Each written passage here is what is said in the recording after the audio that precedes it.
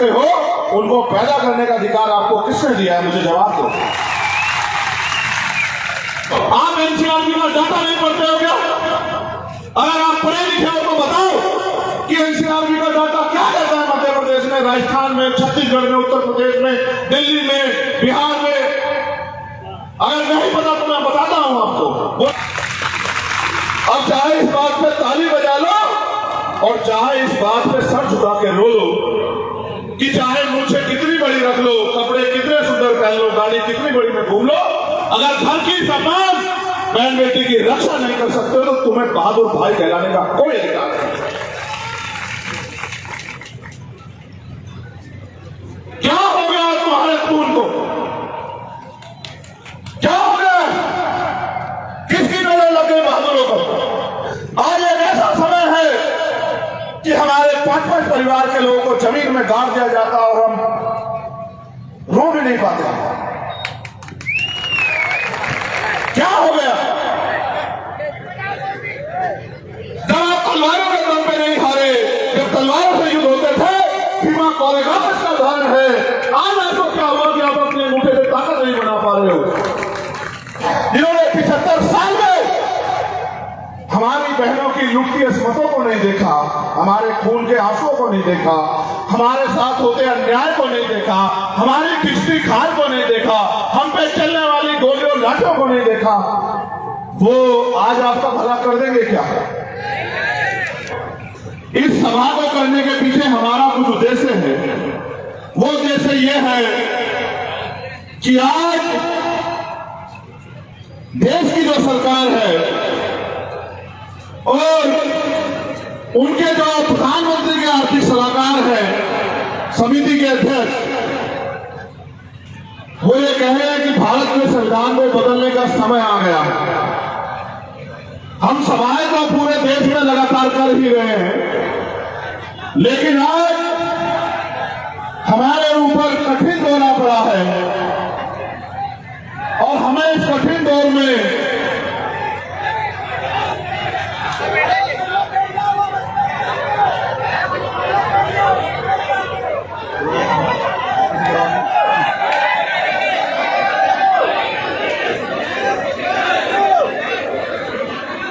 एक सम्मानित छोटे भाई हमारे बीच आए हैं, मगर आप नालायक की कमी तुम थोड़ा ही करोगे।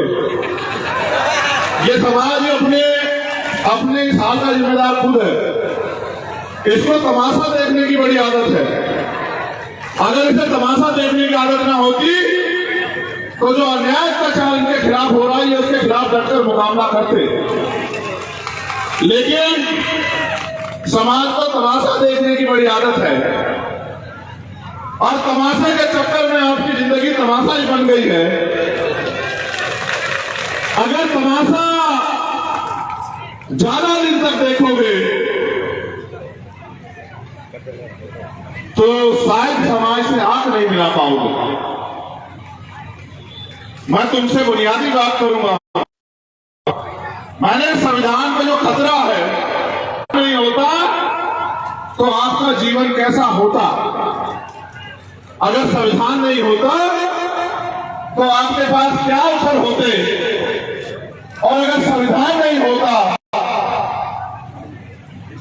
तो शायद आज आप इतने स्वाभिमान सम्मान से देश के साधनों में हिस्सेदारी नहीं कर रहे होते।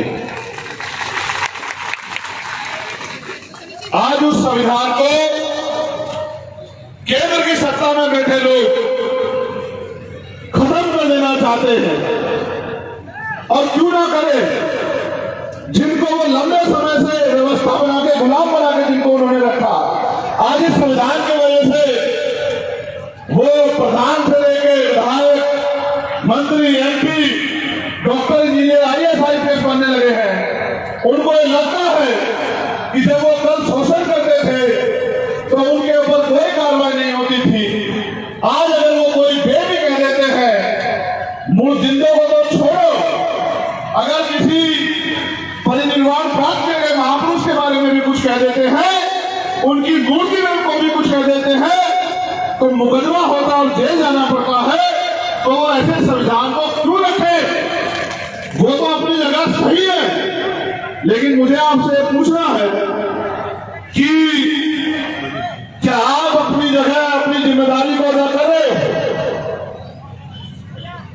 ये बात आपको मैंने इसलिए बनाई कि केंद्र की सरकार संविधान को खत्म कर देना चाहती है, लेकिन मैं बात आपको बता देना चाहता हूं, आप ये भी जानकारी हासिल कर लो कि तमाम राजनीतिक दल यही थे, चाहे वो कांग्रेस पार्टी हो, चाहे वो और कोई पार्टी हो, वो सब लोग यही थे।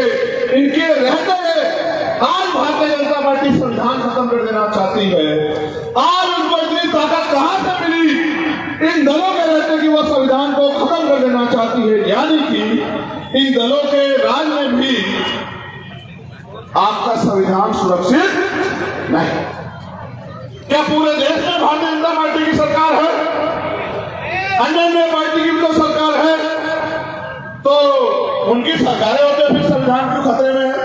उसका एकमात्र कारण यह है कि एक तरफ वो लोग हैं जिनको संविधान से फायदा हो रहा है, जो इस मंच के आसपास बैठे हैं, इस मंच पर बैठे हैं, और एक तरफ वो लोग हैं जो संविधान के द्वारा आपको मिले गए फायदे को रोक देना चाहते हैं। अगर किसी और के कंधे में रख के अपनी लड़ाई करना चाहते हो तो आप सिर्फ अपनी बारी का इंतजार कर रहे हो।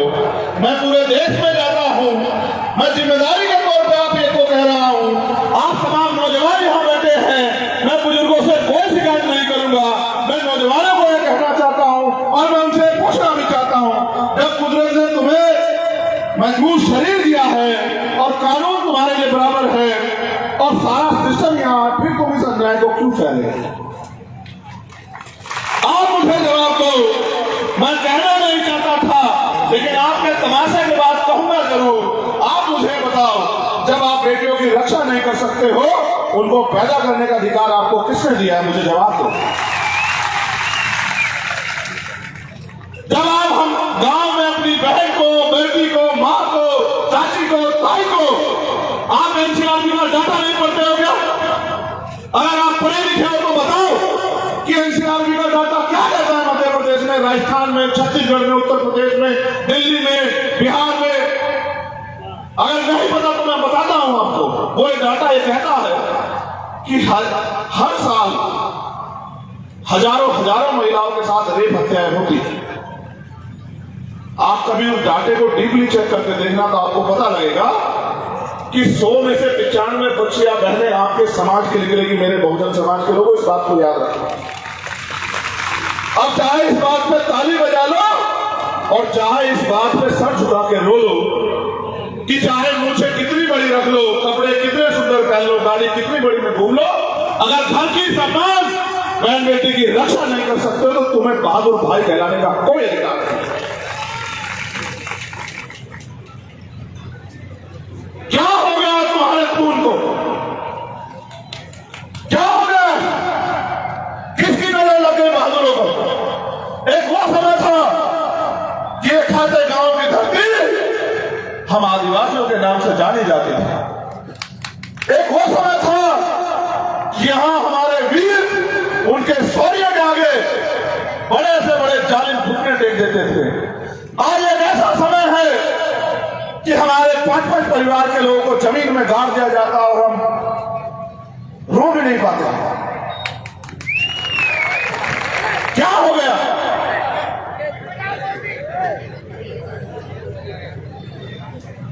क्या हमारा जमीन मर गया? क्या हम कमजोर हो गए हैं? क्या हम विकलांग हो गए हैं? या फिर हम गैर जिम्मेदार हो गए?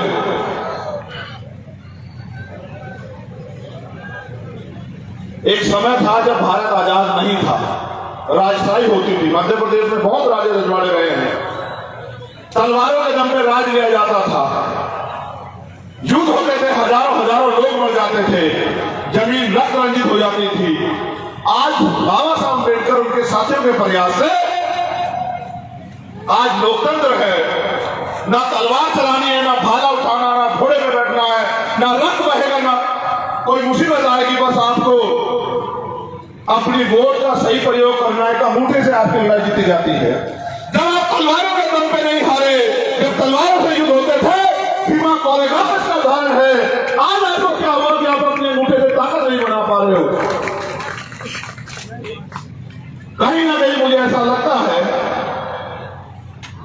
कि आपके समाज हित के आगे आपका व्यक्तिगत हित जो है, आपकी छोटी मोटी सुख सुविधाएं, थोड़े बहुत पैसे आपके समाज हित के आगे बड़े हो गए हैं।